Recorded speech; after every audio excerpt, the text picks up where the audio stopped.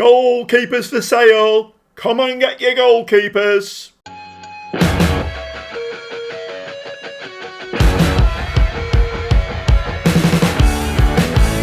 Welcome back to the Gobby Gaffer, and it's part 12 of my managerial stint over here in Belgium, and it's with GENK. And we're doing okay actually. Europa League instead of Champions League, not ideal.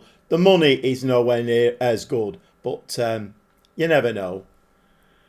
I might get offered another job somewhere else. I'm trying to say it quietly because the chairman might be hearing. And me and the chairman, not getting on very well at the moment. He keeps selling players from under my nose. However, with the acquisition of 2 brand new goalkeepers, I now have 5 goalkeepers. And, well, we need to do a bit of a fire sale. So more thoughts on the Barbarian, and with 2 new, much younger goalkeepers, I kind of made the decision to sell him.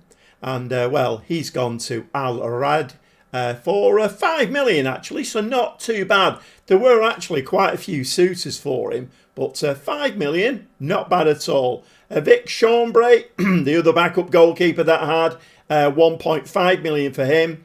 And there is another goalkeeper I've tried to sell. I'll show you him in a second. Nobody seems to want him. And obviously David Ozo and Andy Zakiri are both going out. All these transfers 1st of January 2029 in game. But some nice decent money coming in. And that other goalkeeper is 21-year-old Belgian Ingle Gom. And I did have high hopes for this lad. 2-star. I think he did have, no, I mean, he's probably going to end up a 3-star keeper. Both the keepers that we've got coming in are 3.5 star already. So, like I say, just get him back up on screen again. He's worth 5.25 million. I will probably drop his price a little bit. Maybe try and get 3.5, 4 million for him. But very, very good money coming in. And we have, if we have a look at the finances now, we have 21 million in the transfer budget. The overall balance has started to drop again, which is a little bit worrying. But I've had my eye on 1 or 2 players, maybe a centre-back, I'm not sure. I'm trying to find centre-backs at the moment that are better than what we've got. Well, obviously, that's a no-brainer, isn't it? But yeah, a little bit of transfer business done there, and a bit of a fire sale on our goalkeepers. So since you were last with me, 3 games played. SK Beveren 2-1 win. Oostend home 2-0 win.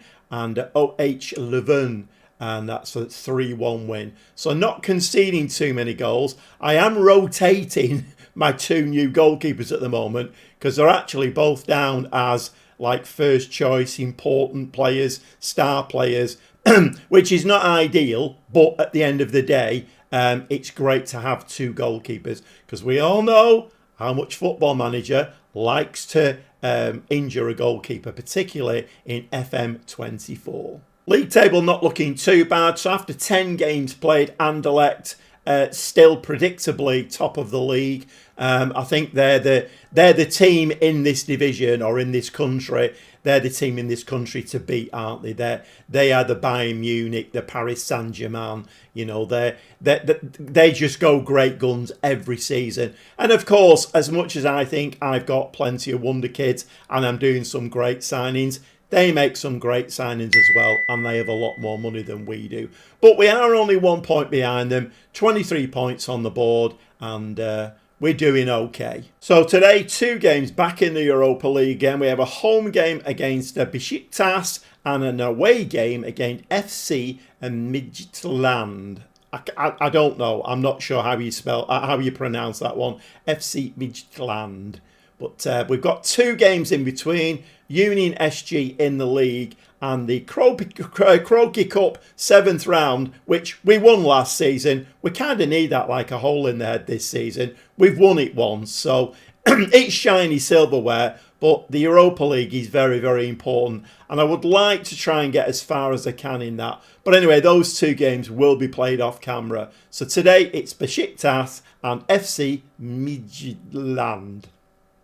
And the team for today is Fernandez in goal, back 3, Valoda, Cuesta, Nelson.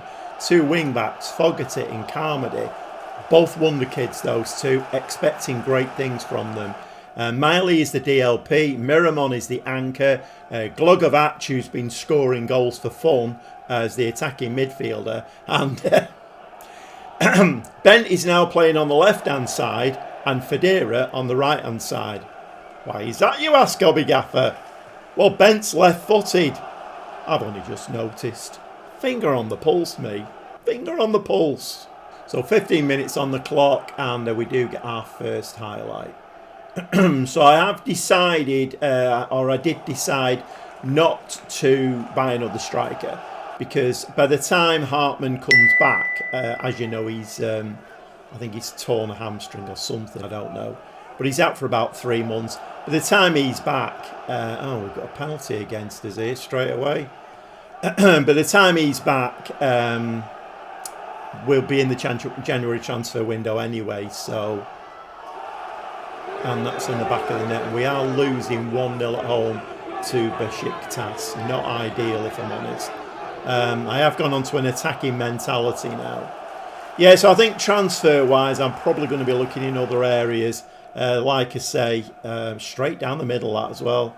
Like I say, I think it's going to be a centre-back or something like that. I'm not quite sure yet. So moving swiftly into half-time now. Oh, we do actually get a highlight here. And that looks like, right on the stroke of half-time, that looks like we've got a penalty as well. I'm a little bit disappointed with this performance, if I'm honest, because I think we should be winning our home games.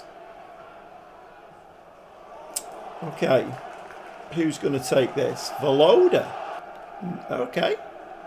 The assistant manager is saying Voloda. So left-footed centre-half is going to take this one. And straight down the middle, like they did, straight down the middle. Well, to the left of the goalkeeper. It doesn't matter. As long as they're going, it doesn't matter. So it looks like we are going to go in at half-time 1-1. But they are going to get a kick up the trousers, because I am not happy with this at all. Voloda there with a good penalty, though. And takes us into half-time at 1-1. So I'm going to say I'm disappointed, not happy at all. Let's have a look. We have got 1 or 2 tired players on the pitch, which is not ideal. We'll bring Goodwin on, I think. I mean, this is the problem with not having Hartman on the bench, because I have nobody really to bring on up front now. Because Federa is tired. You know what we're going to do? We're going to go 2 attacking mids, I think. Bent can stay on as they advance forward. And Castro can do shadow striker. Why not? Miley looking very, very tired as well. I think we'll bring Braybrook on for him.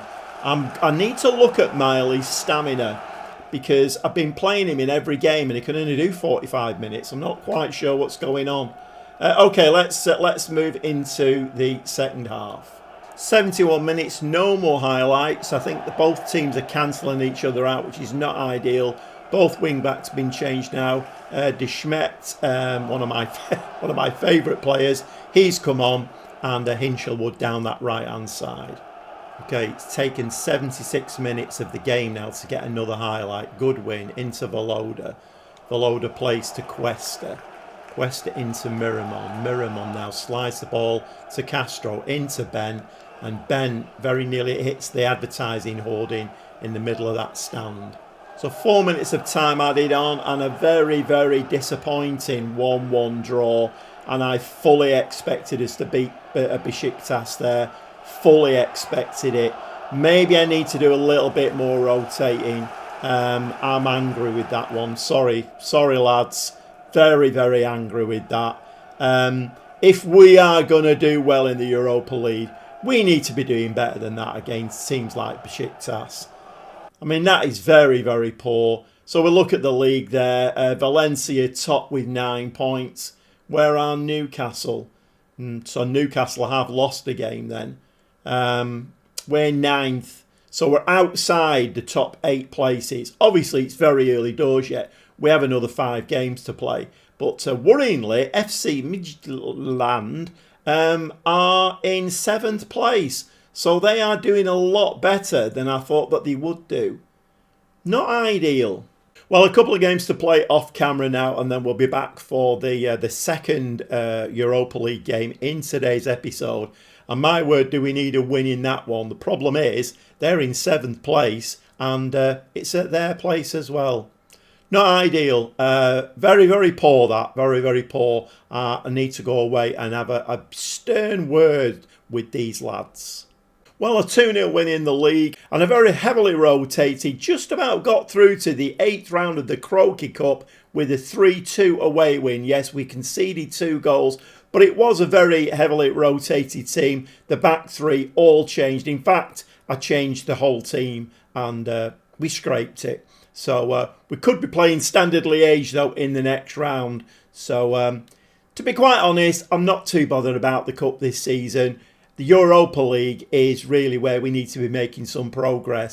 And judging by the last game against Besiktas, not great. I'll see you in the dugout. Okay, a little bit of a change today. I'm just shaking up a little bit because the match engine at the moment is... we're not looking great, if I'm honest. We're not looking great. Considering we've got some really good wonder kids in the team and they've got great stats. We're not looking great. So I've switched up a little bit. Fernandez in goal. Do we change the goalkeeper today? I think we might change the goalkeeper. So Duro is going to play in goal today. The back three, Valoda, Cuesta and Nelson. The wing backs, Fogarty, Carmody. Miramon is going to come a little bit more central as the anchor. Miley is going to push forward as a Mizala and see whether that suits him a bit better. The playmaker today is going to be Glogovac, playing just behind Bent and Federa. But most of this team have had a rest since that cup game. Well, since the last league game, because the cup game, very few of these players played. Okay, let's get into it. Okay, that really bad injury to Hartmann has really put a spanner in the works, to be honest, because he's a German wonder kid. And I was hoping that we could do some nice rotation up front. Because Goodwin really is... I mean, he can play striker, but he's really an attacking midfielder. So I thought, right, Glogovac and Goodwin for that role. And then up front, we've got 3 that we can rotate. And it's really put a spanner in the works for me, that. Like I say, I have kind of made a decision not to sign another striker. But then that's not set in stone. That's a nice goal from Federa, though. No lines as flag. Although, as per usual... the referee has got his arm in the air, but Federa there. I mean, it virtually hit both posts, didn't it? And just about scraped over the line. But it is awarded and we are winning 1-0. And this was quite nice, actually. Fogarty there, lovely little chip ball over the top. Federa hits it first time and it just about creeps over the line. So the match engine, the AI, seemed fit not to give us too many highlights again. So I don't know whether I need to be changing the formation or the tactic a little bit. Whether we've got a little bit stale in the match engine, I'm not sure. Bent there, strides forward and misses that one by a mile. And it very, very nearly hits the corner flag. Absolutely shocking from Bent. So striding into half-time now, no more highlights again, 2 minutes of time added on, and we are into half-time. Press the wrong button again, as per usual. So we are going to say we're pleased. Let's have a quick look for tiredness. Miley as a Mazzala now doesn't seem to be getting as tired. As the DLP sitting right back, he was getting... Well, he couldn't do 45 minutes. I mean, it was just ridiculous. I'm kind of wondering, you know... And it seems a bit bonkers this, but Ben and Federa were playing better the other way round, even though Ben is left-footed. So maybe we switch him back again.